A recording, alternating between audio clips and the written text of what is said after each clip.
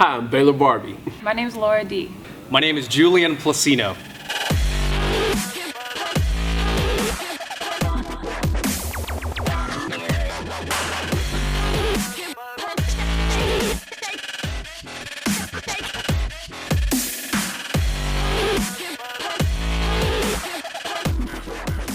What's happening, everyone, and welcome to the first ever episode of the Great New Heights YouTube channel. I'm Julian Placino. My name's Laura D. And I'm Baylor Barbie. So to kick things off on the channel, we actually polled our followings, and we got 3 questions from our #1 followers about their biggest burning question, and we wanted to answer them on camera today. So the first question I have is actually from Miguel from Dallas, and he asked us, how do you find your passion? How do you go about first really discovering what you're passionate about and ultimately your purpose in life? So Baylor, I guess first off, like, do you believe everyone has a purpose to fulfill? I mean, what are your thoughts on that? Yeah, I said I believe everybody has a purpose, but here's the thing.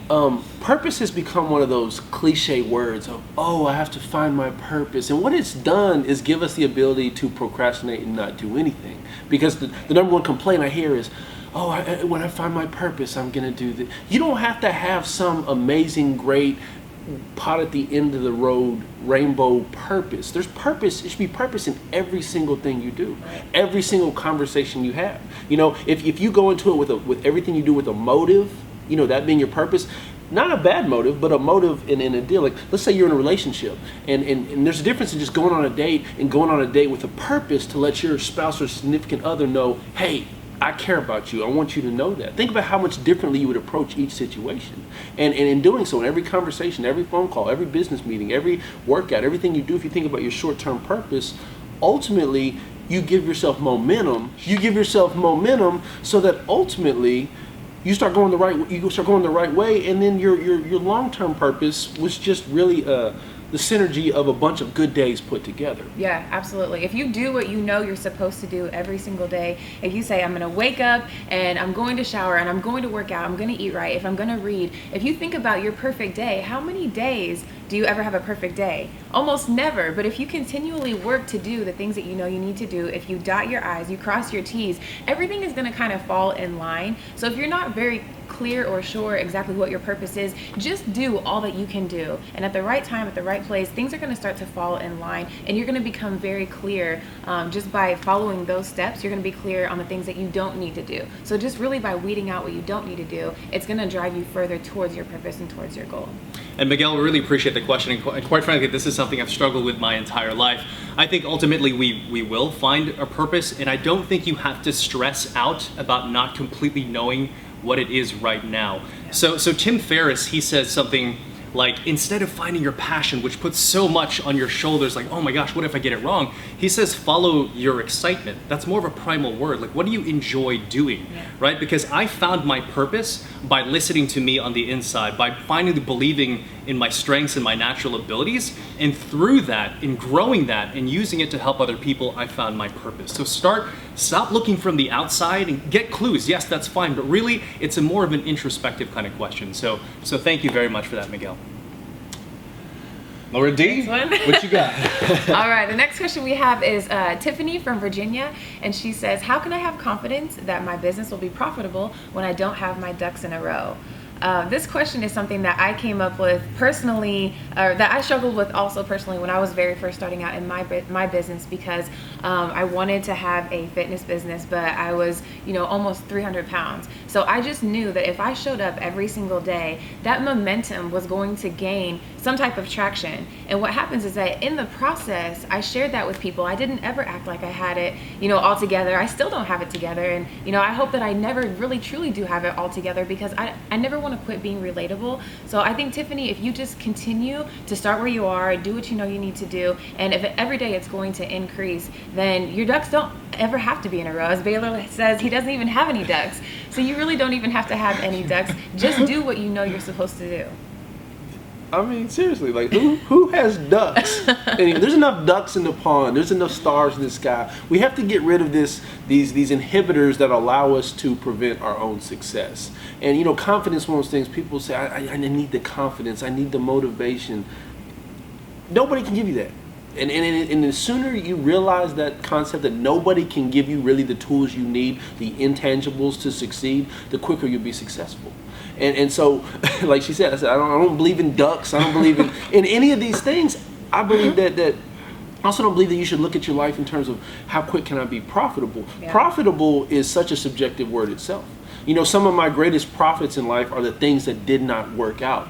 I lost a lot of money, I lost a lot of time seemingly, but the lessons they instilled in me, the person that they made me, far more profitable than I ever could have been if those were just producing financial rewards. So find the profit in everything you do and realize that profit isn't always related to just money. And money isn't always profit.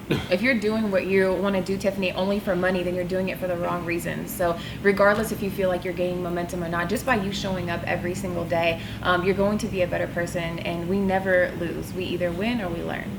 And Tiffany, I appreciate this question because historically I've been like a hyper planner. I think so linearly. I have to think in action steps, and a lot of times I need to know what's going to happen before I take action, right? Because I'm super analytical. But something that has served me, especially if you have that kind of mindset, is a quote, and I hope I don't butcher it, but it goes something to the effect of, do the best you can with what you have, where you are, and you will find better tools along the way. And I found that to absolutely be true. And as far as making money and also profit, if you think about what an exchange of value is, if you think about any time you've made money, it's because you created value. When I stopped focusing on the money, I know this sounds ridiculous, when I stopped focusing on the money and really focused on creating value for others, I didn't care what it was, that's when things started to change. My whole perception of life completely re-architected. I switched from a consuming mindset to a producing mindset. And I think if you start sort of adapting some of those ideas into your business, you too will experience that same result. Yep. Money's good, but fulfilled money is better. Yeah. Chase fulfillment. The last question we had is, how can I have? Oh no, that's your question. I said, how do you succeed and build your personal brand when your job or current situation doesn't reward that or want that to happen? It's a good question. So the question, just so I'm clarifying it right, you have a full-time job, but you're sort of starting something part-time. Yeah. I think that's age-old wisdom. So I come from a corporate career, a corporate background, and for the longest time I've been very entrepreneurial. I've always been really smart about it, just to make sure that whatever I did never competed with with the company that I'm working for. Mm-hmm. But for the most part, if I believed in what I was doing, and if I ever felt that I would get caught by my employer, I would still morally be okay with it because I believed in what I was doing, because I was creating value for someone else, right? And for me, that doesn't weigh a guilty conscience on me. If I'm flipping real estate and I have a recruiting business, there's no overlap there, So I think minding your own business, like Robert Kiyosaki says, is absolutely critical to develop entrepreneurial skills while you have a job. Yeah. What do you think? I think you have to ask yourself, how bad, not do I want it, but how bad do I really need it? Because when you truly get into, I don't like the word personal brand, but let's say you're trying to build who you are and what you're doing, and you get to a point, it's kind of like a levee. There's a certain point when it can no longer hold the water and it's going to spill out. So I think that as you start, I don't say distance yourself from your job, but as you start moving into your purpose or what you feel you're called to do, go full speed ahead. Because the worst thing to do is kind of like tiptoe the line and think, well, I got to play both sides. If you think that you're ultimately headed towards your dream or whatever it is, go with everything you have. And that way, when you do break apart from your company or whatever, you're doing it full speed. And that's the biggest thing I think that you can do is whatever you do it full speed.